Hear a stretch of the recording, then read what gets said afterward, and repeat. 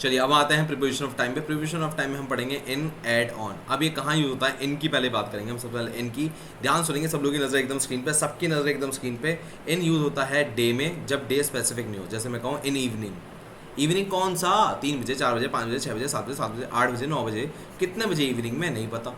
Month मैं कहूँ यहाँ पर इन दिसंबर, इन जुलाई, इन अगस्त। फिर ईयर, ईयर स्पेसिफिक होना चाहिए, 1996, 97, 1998। फिर सीजन, समर, विंटर। यहाँ पर क्या मेरी बात समझ में आ रही है? जरा फिर से देखेंगे हम।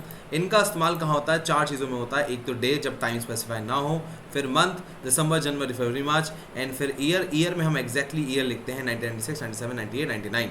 क्लियर है? और सीजन, क्या मेरी बात समझ है? सीजन मतलब summer. In summer I like to go to swimming. In summer I like to have juice, cold drink.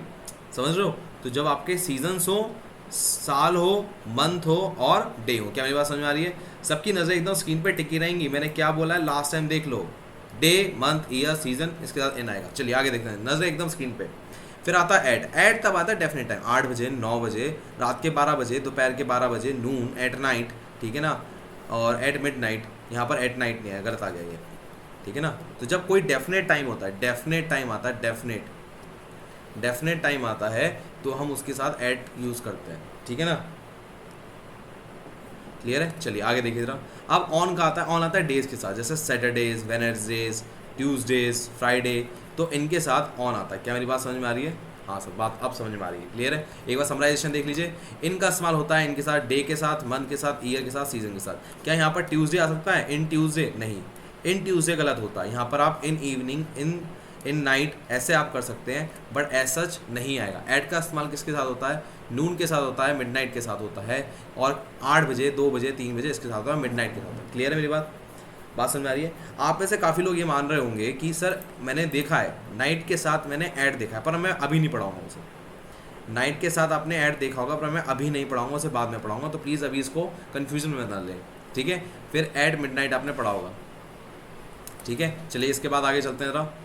फिर आता है यहाँ पर ये since, for, by, during, from, to, from, until, with, within. अब ये क्या होता है? ये अगर ध्यान से देखें ना, इससे आपको लगेगा कि यार इतना समय था और इससे ज़्यादा एक्सटेंड हो गया टाइम। ज़रा मेरी बात देखिए, ये टाइम को एक्सटेंड करने की फील देगा। ज़रा ध्यान से देखिए।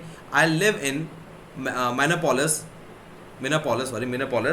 सिंस 2005। वो 2005 से लेके अब तक एक्सटेंडेड टाइम हो चुका है। 2022 आ चुका है, अब तक रह ही रहा है वो। ठीक है ना? अभी तक रह रहा है। तो टाइम जब भी एक्सटेंड होगा तब आप इन वर्ड्स का इस्तेमाल करते हैं। अभी कैसे इस्तेमाल करेंगे हम सिखाएंगे आपको, पर फिलहाल अभी ध्यान से समझिए।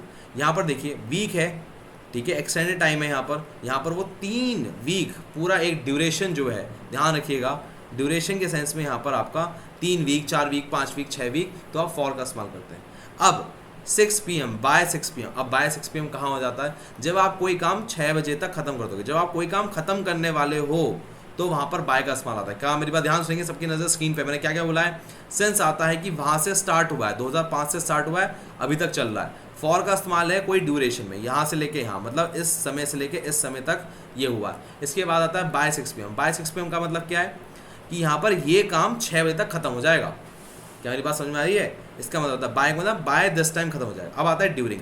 ड्यूरिंग मतलब होता है period, summer period, winter period, autumn period, ये वाला। अब आता है फ्रॉम और टू। मेरी बात ध्यान सुनेंगे, सबकी नज़र स्क्रीन पे होनी चाहिए, सबकी नज़र स्क्रीन। फ्रॉम होता है ओरिजिन के लिए, यहाँ से स्टार्ट हुआ है, और टू होता है कि उस यहाँ पर आके खत्म होगा। क्या मेरी बात क्लियर? दोबारा मेरी बात ध्यान सुनेंगे।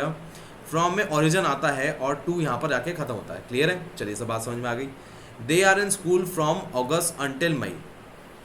ये जो है स्कूल में है, फ्रॉम मतलब ओरिजिन, कब तक है? मई तक है। क्लियर है? तो यहाँ पर अगर आप ध्यान से देखें, अंटिल यहाँ पर आपको एंडिंग बता रहा है, और टू भी यहाँ पर एंडिंग बता रहा है। चेक करें, यहाँ पर मैंने आपके लिए लिख भी रखा है, यहाँ पर देखिए जरा। बात समझ में आ रही है? जल्दी बताएं। With in 2 year, she will graduate with in 2 year. With in का मतलब क्या है? नो लॉन्गर, मतलब इस समय से ज़्यादा नहीं होगा। भैया अगर तुम्हें सीडीएस निकालना है तो 22.5 तक ही निकाल सकते हो। अगर तुम्हें सीडीएस निकालना है तो 22.5 तक ही निकाल सकते हो। आई थिंक अब आपको मेरी बात समझ में आ गई होगी। मैं आपको सारा समराइज़ करता हूँ। अभी मैंने आपको बहुत मोटा बताया, मेरी बात ध्यान सुनिए। मैंने अभी आपको सारी चीज़ें बहुत मोटी बताई हैं, डिटेल में हम आगे बात करेंगे। मैं अभी आपको सिर्फ इसका मीनिंग बता रहा हूँ। मीनिंग क्या है इसका? मीनिंग समझिए। सिंस का मतलब होता है यहाँ से स्टार्ट हुआ है और अभी तक चल रहा है। बात समझ में? दोबारा बोल रहा हूँ, ध्यान सुन लो, सबकी नज़र स्क्रीन पे। सिंस का मतलब होता है अभी शुरू हुआ है और अभी चल रहा है, अभी तक चल रहा है। ठीक है? शुरू हुआ था 2005 में और अभी तक चल रहा है। क्लियर है? फॉर क्या होता है, किसी पीरियड को बताने के लिए होता है कि इस पीरियड से लेके इस पीरियड तक काम हुआ है, 3 हफ्ते तक काम किया, 4 हफ्ते तक काम किया, मैंने 2 साल तक पढ़ाई की, मैंने 12 साल तक पढ़ाई करी है, ठीक है ना। बाय होता है कोई काम इस समय खत्म होने वाला है, इस समय खत्म होने वाला है, इस समय तक खत्म हो जाएगा, यहाँ पर बाय होता है। ड्यूरिंग होता है इस टाइम पीरियड में, या हम कोई मतलब जैसे इस समय होगा, पूरे समर में मैंने ना सिर्फ और सिर्फ मस्ती करी, पूरे समर हॉलीडेज मैंने मस्ती करी, तो during summer holidays I did only मस्ती। क्लियर है। चलिए अब आता है फ्रॉम। देखिए ओरिजिन, फ्रॉम मतलब ओरिजिन, और टू और अंटिल मतलब एंडिंग करना, कि भैया ये काम इस बजे तक खत्म हो जाएगा। मेरी बात ध्यान सुनिए, नजर स्क्रीन पे मैंने क्या बोला फिर से सुन लीजिए, ध्यान सुन लीजिए क्या बोला। फ्रॉम जो होता है, जो फ्रॉम होता है वो ओरिजिन बताता है, और टू जो होता है वो एंडिंग बताता है। क्लियर है। अब आगे देखिए with in 2 year. With in 2 year का क्या सीन है, with in 2 year she will graduate with in 2 year, मतलब टाइम पीरियड यहाँ पर है मेंशन कर रखा है उसने, 2 साल के अंदर अंदर हो जाएगा।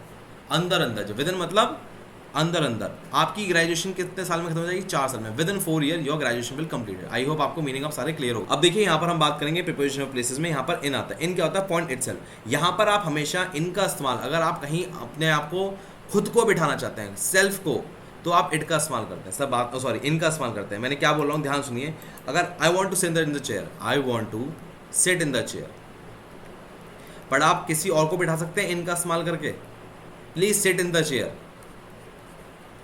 आपने कभी सुना है please sit in the chair? अब वहां बोलते हैं प्लीज हैव अ सीट। बात समझ में आ रहा है? वहां बोलते हैं प्लीज हैव अ सीट। दूसरे के लिए आप इनका इस्तेमाल नहीं करेंगे, खुद के लिए इनका इस्तेमाल करेंगे। क्या मेरी बात समझ में आ रही है? क्या मेरी बात समझ में आ रही है? बात समझ में आ रही है? खुद के लिए आप इनका इस्तेमाल करते हैं। जैसे मेरी बात ध्यान से, they will meet in the lunch room, वो लोग इन उनके लिए ही इस्तेमाल हो रहा है लंच रूम। क्या मेरी बात समझ में आ रही है? We will wait, we will meet, we will meet in classroom. हम कहाँ मिलेंगे, हमारे लिए रेफरेंस में यूज़ हो रहा है इन, हमारे मिलने की जगह। जब भी आपके कोई मिलने की जगह होगी ना, खुद के मिलने की जगह होगी, तो वहाँ इनका इस्तेमाल होगा। क्या मेरी बात समझ में आ रही है? ये यहाँ पर देखिए, इनके मिलने की जगह, रेफरेंस इनके लिए है, इनके लिए रेफरेंस है, ये लोग यहाँ मिलेंगे। क्या बात मेरी समझ में आ रही है? चलिए बात समझ में आ गया, ओके ठीक है ना। चलो अब यहाँ से हम थोड़ा और आगे बढ़ते हैं। यहाँ से आता है एट। एट क्या होता है, जनरल विजिटरी, मतलब कोई स्पेसिफिक जगह नहीं है वहाँ पर। She was waiting at the corner, वहाँ साइड में कहीं खड़ी है। कहाँ खड़ी है? साइड में कहीं खड़ी है। अब मान लो ये रूम है, तो इसका मतलब ये नहीं है यहाँ पर एकदम खड़ी है, यहाँ पर भी हो सकती है, यहाँ पर भी हो सकती है, यहाँ पर भी हो सकती है, यहाँ पर भी हो सकती है, कहीं भी खड़ी हो सकती है। नियर बाय कॉर्नर में, जनरल विसिनिटी। अब आता है ऑन। ऑन का मतलब होता है सरफेस पे। मेरी बात ध्यान सुनिए, मेरी बात बहुत ध्यान सुनिए। अगर ये टेबल है, अगर ये टेबल है, टेबल के ऊपर पॉट रखा है, ये पॉट ही है, चलो पॉट तो बना नहीं मेरे से, हाँ ये पॉट रखा है, ये पॉट टेबल पर है। जब भी कोई चीज़ कहीं रखी होगी, जब भी कोई चीज़ रखी होगी, तो ऑन का इस्तेमाल होता है। मेरी बात ध्यान सुनेंगे, दोबारा बोल रहा हूँ, ऑन का इस्तेमाल तब होता है जब कोई चीज़ कहीं रखी होती है। बात समझ में आ रही? कोई चीज़ कहीं नहीं, कहाँ रखी है? सरफेस पे रखी है। किसी सरफेस पे रखने को हम ऑन का इस्तेमाल करते हैं। अब इनसाइड, किसी चीज़ के अंदर रखी है। मेरी बात ध्यान सुनिएगा, किसी चीज़ के अंदर रखी है, जैसे कार के बोनट के अंदर लाश पड़ी है, ठीक है ना। The dead body is in, dead body is inside the car bonnet, dead body is inside the car bonnet. क्या मेरी बात क्लियर है? हाँ सर बात समझ में आ गई, क्लियर है, इतनी बात समझ में आ गई। अब जरा इनका कन्फ्यूजन देखिए, जरा रुक जाइए जरा, आपको इन पे कन्फ्यूजन हो रहा होगा। मेरी बात बहुत ध्यान सुनना, इनका बहुत ध्यान से जरा देखिए।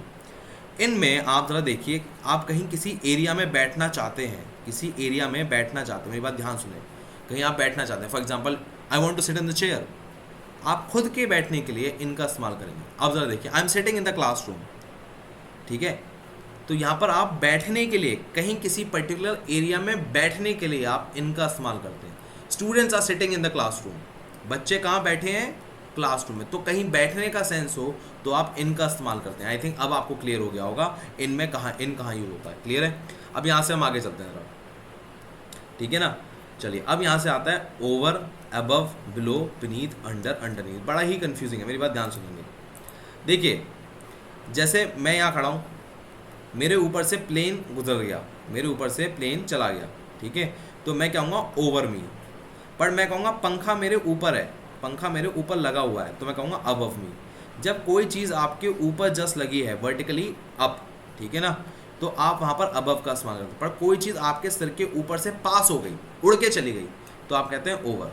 क्या मेरी बात क्लियर है? ठीक है, आगे देखते हैं ज़रा। अब यहाँ पर देखिए बिलो और अंडर।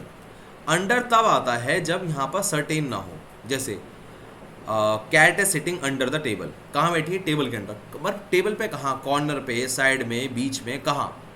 बट वहीं बिलो क्या आता है, बिलो कहता है एकदम नीचे, बिलो का मतलब है एकदम नीचे, जैसे the dead body is below me, dead body जो है, लाश जो है एकदम नीचे है मेरे। क्या मेरी बात समझ में आ रही है? तो बिलो का मतलब डायरेक्टली नीचे, ऐसे ही अबव का मतलब डायरेक्टली ऊपर, और वहीं अंडर का मतलब नीचे बट कहाँ एग्जैक्टली पता नहीं, और ओवर का मतलब है कोई चीज़ मेरे सिर के ऊपर से चली गई। क्लियर है? कुछ मूव हो रहा है मेरे उस सिर के ऊपर से। क्लियर है? चलिए यहाँ तक की बात हो गई। अब आता है बीनीथ और अंडर। मेरी बात ध्यान सुनेंगे। बीनीथ और अंडर, बीनीथ और अंडर का मीनिंग सेम है। ये एग्जाम में नहीं आते बट मैं फिर भी बता रहा हूँ, कॉम्प्रीहेंशन में आता है ये वर्ड। बीनीथ मतलब क्या होता है? बीनीथ में मतलब हम फॉर्मली बात करते हैं। जैसे फॉर एग्जाम्पल मैं आपको दूँ, एक होता है एल्डर, एक होता है ओल्डर, दोनों का मतलब सेम ही होता है ना, पर एल्डर हम कहते हैं जो हमसे बड़ा हो और हमसे रेस्पेक्टफुली बात कर रहा है। My brother is 3 years elder to me. But कोई अनजान आदमी हो तो हम उसके लिए ओल्डर यूज़ करते हैं। क्लियर है? ऐसे ही है, बीनीथ फॉर्मल लैंग्वेज में होता है और underneath non formal language में। चलिए अगला देखिए ज़रा, refer to an object close to a point use preposition. यहाँ पर देखिए by, near, next to, between, among, opposite. इसमें कुछ भी नहीं है, ये आपको पता ही होगा। बाई होता है यार पास में ही है ज़रा, you live near by me, you live near by me, ठीक है ना। By the 3 PM I will come, ठीक है ना। तो यहाँ पर बाय का इस्तेमाल है बगल में या किसी के द्वारा, ठीक है ना। The car is ride bye Shubham Washne, the car is ride bye Shubham Washne. तो किसी के द्वारा कुछ काम होता है तो हम बाय का इस्तेमाल करते हैं, बचपन से लेकर आपके पता होगा। नियर मतलब बगल में, नेक्स्ट टू मतलब एकदम सटा हुआ। क्लियर है? बिटवीन मतलब दो या दो से ज़्यादा चीज़ों के बीच में। क्लियर है? दो से ज़्यादा चीज़ों के बीच में। I am sitting between the girls. Clear है? I am sitting between the 3 to 4 girls, ठीक है, 3-4 लड़कियों के बीच में बैठा हुआ हूँ मैं। क्लियर है? बट वहीं पर अगर आप ध्यान देखिए, बहुत सारी लड़कियाँ हो जाए, मान लो 200-300 लड़कियाँ हो जाए, तो आई am sitting among the girls, मैं जो है लड़कियों के बीच में बैठा हुआ हूँ। बहुत सारी लड़कियाँ, 100, 200, 300, पर बिटवीन का इस्तेमाल होता है 2 या 3, इतना ही, 2-3 लड़कियाँ हैं वहाँ पर, बस 2 लड़कियों के बीच में, ठीक है ना। ओके, अमॉन्ग होता है ज़्यादा, जैसे 1 गर्ल सिटिंग अमॉन्ग 100 बॉयज़, एक लड़की 100 लड़कों के बीच में बैठी है, तो अमॉन्ग हो गया। क्लियर है? अब यहाँ देखिए ज़रा, garbage is opposite the house. Opposite मतलब ये यहाँ पर घर है तो इसके अपोजिट क्या हुआ। क्लियर है? काफ़ी लोगों को पता नहीं होता है कि अपोजिट एक प्रीपोजिशन होती है। आई थिंक अब आपको क्लियर हो गया होगा।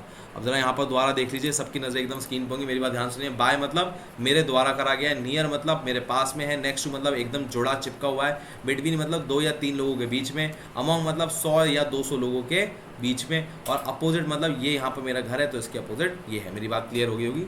आगे देखते हैं। अब ज़रा ध्यान से देखिए, प्रीपोजिशन ऑफ लोकेशन। वैसे तो मैं पढ़ा चुका हूँ, देखिए आप कहाँ पर रहते हैं, इन एरिया, जहाँ पर आप रहते हैं उसको हम कहते हैं एरिया, तो वहाँ पर आता है इन। क्या मेरी बात क्लियर है? She will find him at the library, किसी चीज़ को एग्जैक्टली पिन पॉइंट करना है, ये यहाँ पर है, तो आप एट का इस्तेमाल करते हैं। फिर आता है ऑन का मतलब क्या होता है, ये यहाँ पर है, किसी सरफेस पे रखने को, ये मैं आपको पढ़ा चुका हूँ। वैसे दोबारा देख लीजिए, बस बहुत ध्यान से, मैं दोबारा बता रहा हूँ, मेरी बात ध्यान सुनिएगा, ठीक है। यहाँ पर देखिए, इनका इस्तेमाल होता है किसी एरिया को बताने। मैं यहाँ बैठा हूँ, आई am sitting in the class, बताया था मैंने आपको, ठीक है ना। आई am sitting in the balcony, तो आप कहीं जगह पर पर्टिकुलर बैठे होते हो तो आप इनका इस्तेमाल करते हो।